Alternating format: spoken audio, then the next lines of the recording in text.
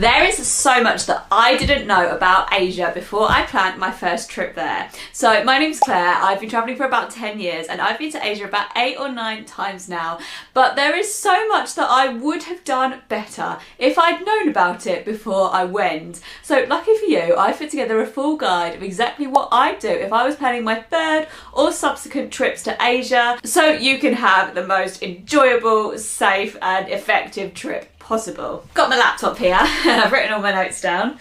So let's dig in. So this video is going to be all about the planning stages of a trip to Asia. We're not necessarily going to cover everything about when you're actually there, but if you'd like to see a video like that, then drop me a comment and let me know.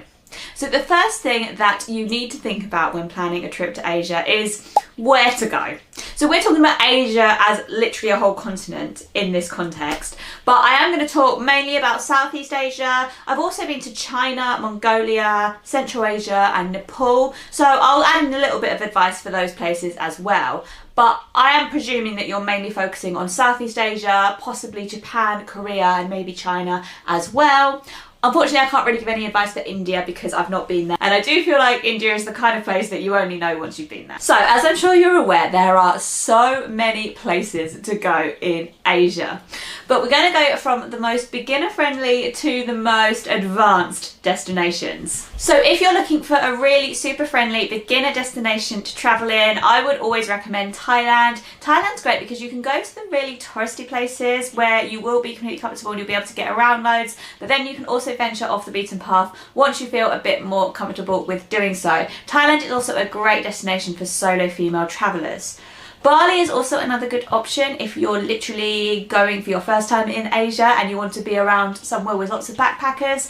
I'm personally not the biggest fan of Bali just because it's a small island and it is very over touristy, but you could use it as a good jumping point. I would really recommend heading over to Java and exploring that island as well. I love Java. Then good places to venture are places like Vietnam and Cambodia. Again, these countries have touristy areas, so you'll feel pretty comfortable there even as a solo female traveller. Philippines also has its touristy areas, but it's a huge nation with over 7,000 islands. Apparently they keep finding new ones as well. So it largely depends on where you go, but if you want to go to sort of the main tourist track of the Philippines, Palawan is the place to go. Then you've got Laos. Laos is actually one of my favourite places in that area of Southeast Asia. I love Laos. I don't like Vang Vieng, which is the main place that people go to, but I absolutely love Luang Prabang, all the mountains in the north, and the whole region in the south as well, which is like Pak Se and Don Det it's called.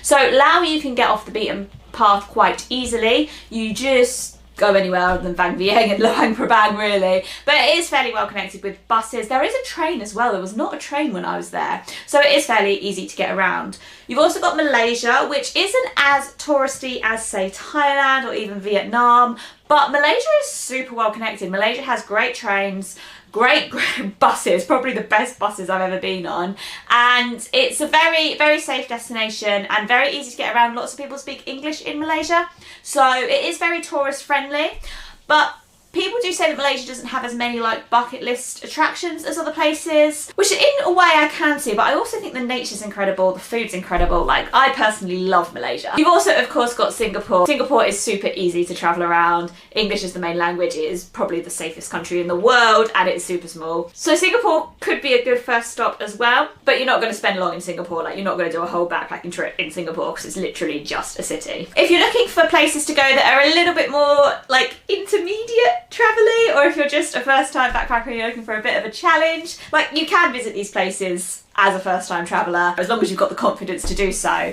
they're absolutely fine. Like, as long as you do a lot of research, watch a lot of my videos and just learn about places before you go, it is very easy to visit these places as a first time traveller as well. So these places are places like Lombok, Flores, parts of Malaysia, and places like Japan, Korea, Nepal and Sri Lanka. These places are pretty touristy, but they aren't visited by like absolutely everyone. Like they're not on the proper backpacking trail as of yet. So they're quite good places to go at the moment. Then other places like other islands in Indonesia like Sumatra, Sulawesi, the island of Borneo, or like places in China are kind of the next level. Again, these places are less visited by tourists, but they are still really well worth visiting, and if you're up for a bit of a challenge, they can be good fun as well. And then you've got places that are quite remote, mainly Mongolia, Central Asia. I mean, I absolutely love travelling around these places and I felt completely comfortable, but that was after going on quite a few trips to Asia, so maybe you'd want to leave those for a different time. So once you have decided where you want to go,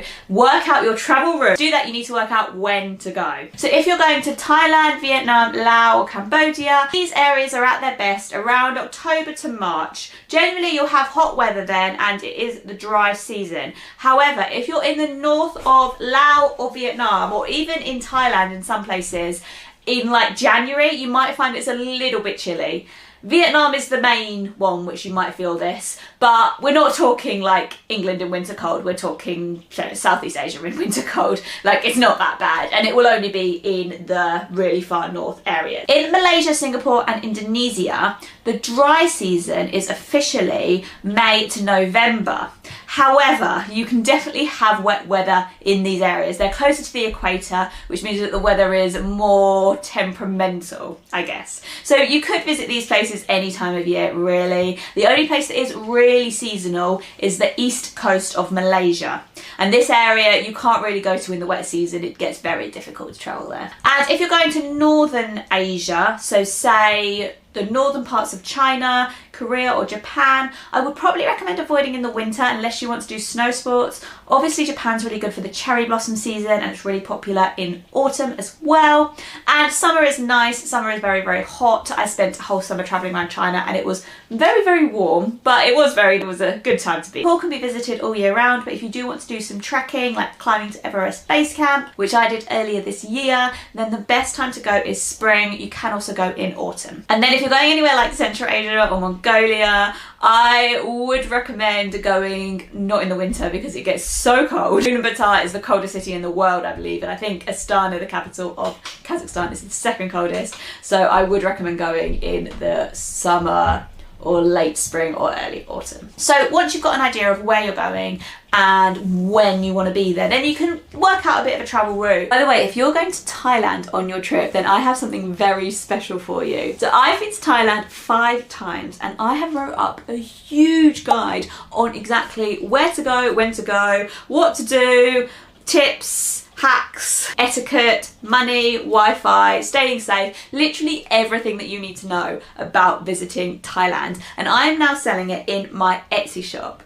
So this guide is literally all you need to know your first time to Thailand. It's packed full of over 40 pages of information with beautiful photos so you can really envisage yourself being there. And I've got helpful links interspersed throughout, so you can literally just view a page, click on a link, and it will take you to the appropriate website or booking platform, making it really easy for you to plan your trip to Thailand. If you're interested in purchasing it, then check out the link in my description, which will take you through to my Etsy store. Now let's go back to the rest of the video. For example, if you wanted to stick to Southeast Asia and you wanted to fly out to Thailand in February, say, you could see Thailand, Vietnam, Laos, Cambodia first, and then you could go down into Malaysia when they come into their dry season. Make sure that you look up different festivals and celebrations as well, because there's quite a lot and they differ in different countries. So for example, Vietnam celebrates Lunar New Year, which takes place in February. It's the same as Chinese New Year, but it's Lunar New Year is for all of the countries that celebrate it. Whereas Thailand's New Year is in April. This is called Songkran, and it's basically a massive water pistol fight throughout the whole country. It sounds really, really cool. I really want to go one day, but it will be busy, so it depends what you're after. Like good vibes, but also busy and more expensive. And also do bear in mind that Western festivals like Christmas and our New Year are popular times to visit. Things generally do stay open, but they can also be more expensive and more busy, especially if you're in the tourist places. So let's talk about flights. So generally I would say if you're flying into Southeast Asia, look at flights to Bangkok. This is the biggest hub of the region, and it's most likely you'll get the best deals there. You could also, however, look at flying into Kuala Lumpur or Singapore. They also have good flight connections as well, but Bangkok means you are a little bit more central. Obviously, if you're planning to fly into Japan first, then you can look at flights to Tokyo or Seoul in Korea. Obviously, if you're flying into China, looked into Beijing. But yeah, basically the large capitals is where you want to start your trip because you will find the best flight deals. I would recommend using Skyscanner to track flight prices. This is a really handy tool where you can analyse where all the prices are sitting and then basically decide which one you want from there, and then you can click through and it takes you through to the website, and they don't charge a commission on that. One thing I would recommend is not booking through any third-party providers like Kiwi.com or Apodo. This is because if something goes wrong, it can be a lot harder to get customer service assistance from them, and sometimes things can go wrong with your booking as well. For example, when we booked with Kiwi.com once, they never put our bags on the booking, so we had to pay £100 each for baggage at the airport. We did eventually get it back, but it was a lot of faff. So I would save yourself some headaches and just book direct with the airline. I'd recommend booking 9 to 3 months out, and you can set up alerts to track prices. This is what I did with my Kathmandu flights earlier this year. And if you want a bit of travel hacking, if you have no history of bad credit and are confident that you can pay a credit card off in full every single month, I would recommend getting a travel credit card before you buy your flights. So if you're British, I have a Barclays card, Avios card, and I also have an Amex Gold. And basically I've signed up to both these cards because they both have sign-up bonuses. So you sign up to the card, you spend about £3,000 in the space of 3 months, then you get a bonus. And then I signed up to the other card, did the same, got the bonus. And now I have both cards and I get £1 per point.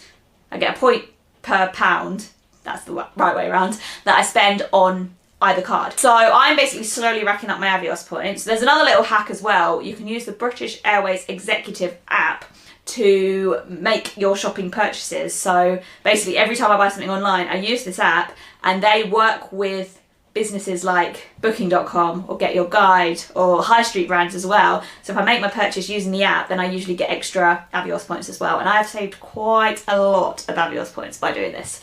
So I would recommend getting a bit savvy with your points before you go, like about a year or so before you go, because by doing this you can redeem free flights and you can also potentially get upgrades. And this is how I upgraded with Qatar when I was flying to Nepal this year, only for the Qatar to Kathmandu leg, but oh my goodness, Qatar business class is lush, and I would really recommend trying to upgrade if you can. So I can do a whole video about this if you'd like. Let me know in the comments if you would, but do bear that in mind. I'll put links to both of these credit cards in the description. If you would like to sign up to the Amex Gold, if you use my link, you do get some extra points. I can't remember exactly how much it was, but I write it on the screen. And just as full disclosure, I get some extra points as well for referring you. Also, one more thing with flights, it's worth mentioning that returns are often cheaper. So if you know that you are going to return like within 6 months or so, it might be best to book a return flight. But obviously, if you want to like go out on a one-way ticket, which I've done plenty of times, then don't book a return, because you don't want to be like you don't want to be held to that. When it comes to packing, I mean, this is quite difficult to say for the entirety of Asia because it depends where you are. But let's talk first about Southeast Asia. So you need less than you think you do. You need a few changes of clothes, mainly shorts, skirts, some longer trousers and longer skirts and stuff for visiting temples, if you're in any more conservative areas, and for mozzies as well. Like, you want to avoid them mozzies, trust me. Shoe-wise, a pair of tethers, a pair of Birkenstocks, a pair of trainers, that will probably do you. Obviously you need all of the stuff you want to take out, like all of the toiletries you want. Take some makeup if you fancy, but you probably will find that you don't use it so much. Last time I went to Malaysia, I got my brows and my lashes tinted before I went, and it was a game changer. I didn't wear any makeup the entire time I was there. Take a rain jacket because it does rain. Trust me, it does rain. A water to go bottle is really good. So water to go bottles are like plastic bottles that have a filter in so you can drink the tap water. They are definitely recommended. A little medical kit as well, because you never know when you might have a little first aid issue. I can do a what to pack for Asia video if you would like, where I go into all the different climates and areas and essential things. But also do check out my Amazon storefront. I will link it in the description, and that will have Southeast Asia list, and I can also do some lists for the rest of Asia as well, where there will be all of the essentials that you'll need. There'll be an Everest Base Camp essentials list as well. So do click on that and you'll find loads of recommended products on Amazon. Another thing that I would recommend doing before you go is downloading various apps. There are a few essential apps that will make your time in Southeast Asia so much easier. The first app I'd recommend downloading is Grab. Grab works like Uber, but it is all over Southeast Asia. They do have Uber in some places, but I find Grab works so much better. It's a Singaporean app and you can get it in most Southeast Asian countries. Don't know if Laos has it, and I don't know if Cambodia has it, but yeah, Grab is good. If you are going to Indonesia, also download Gojek, which is like Grab, but for motorbikes. So you can hitch a ride on people's motorbikes, and it's very much the done thing there. You can download the Google Translate app, and you can actually download languages on the Google Translate app. So I would recommend doing this, downloading the first few languages, and then it makes it a lot easier because you can translate offline. That's also a lot easier if you're going to like a few less touristy places, or if you're getting transfers and things. Just means you can communicate a bit better. Klook is a good app to have for Southeast Asia. So Klook is like Get Your Guide or Viator, but it's very focused on Southeast Asia. So it has loads of Southeast Asian attractions and activities, and you can buy all sorts on there, like everything from tours to admissions to I think even like SIM cards and things. Agoda is also quite useful as well. I mean, you can use booking.com, hotels.com, but Agoda is quite commonly used throughout Asia. So you might want to download the Agoda app to check for accommodation before you go. And if you are staying in hostels, then you might want to download the Hostel World app too. XE is a good app to have as well for currency conversion. So XE is just basically an offline currency converter, and then you can quickly look at how much amounts are in your native currency. And that is very useful because a lot of the currencies change a lot in Asia, and some of them are quite, like Lao Kip for example, there's a lot of Lao Kip to the British pound. So that is a very useful app to have. One2Go is another really good app for booking internal transport in Southeast Asia, and I think they are expanding into other places in Asia, and I believe in Europe as well. So One2Go is a Thai company, and basically you can book train tickets, bus tickets, and like transfers and things on the app. And basically what happens is you book it, and someone in that country then rings the necessary people up or does the necessary thing online and actually books the ticket for you, and then you get a confirmation within around 24 hours. And it works really, really well. I've used it throughout all of my trips to Asia. And I'm sure you have this one, but WhatsApp is quite essential in Southeast Asia. Lots of people communicate on WhatsApp, lots of hotels will message you on WhatsApp, lots of guides will message you on WhatsApp. So yeah, make sure you have WhatsApp, but most people do these days. And then there's eSIM apps. So loads and loads of people will recommend that you buy eSIMs these days. I am not the biggest fan of eSIMs, I'm not gonna lie. When I'm in a country for a long time, I need quite a lot of data. I mean, that's largely because I work online. Sometimes I use my phone as a hotspot, but also I just use data, I don't know. Like, I'm sure I'm not the only one who just gets through data. And if you want to buy a lot of data on eSIM apps, it's usually really expensive. I have heard that Holofly is cheaper.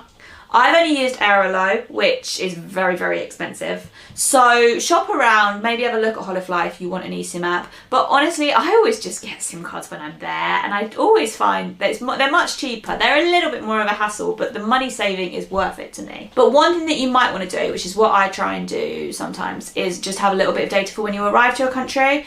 Although saying that, if you're flying into like Bangkok airport, you will be able to get on Wi-Fi. Like, the connectivity is really good there. And another thing that you might want to think about before you go on your trip to Asia is vaccinations. So I personally am very much team vaccine, but it's up to everyone's choice. Look at the official like health website for your country to see what is recommended. So for the UK, that is the NHS Fit for Travel website, and you'll see what's recommended for each country that you visit. In my opinion, it's better to err on the side of caution, and I've had literally every travel jab going, but that's because I've been to quite a lot of places, not just in Asia, but also in Africa, so I just keep them topped up as and when. A lot of people do debate about the rabies vaccine. In all honesty, I would recommend you do get the rabies vaccine. I have been bit by dogs twice, and I don't go out of my way to pet stray dogs or anything like that, but I was bit by a dog in Laos and I was bit by a dog in Georgia, and both times I'd had my pre-exposure rabies shots, which meant that I then only needed 2 injections after that. If you haven't had your pre-exposure rabies shot, you have to have a vaccine of immunoglobulin. You have 24 hours to get it, and it's not in every country. So if I hadn't had that when I was in Laos, I would have had to go to Thailand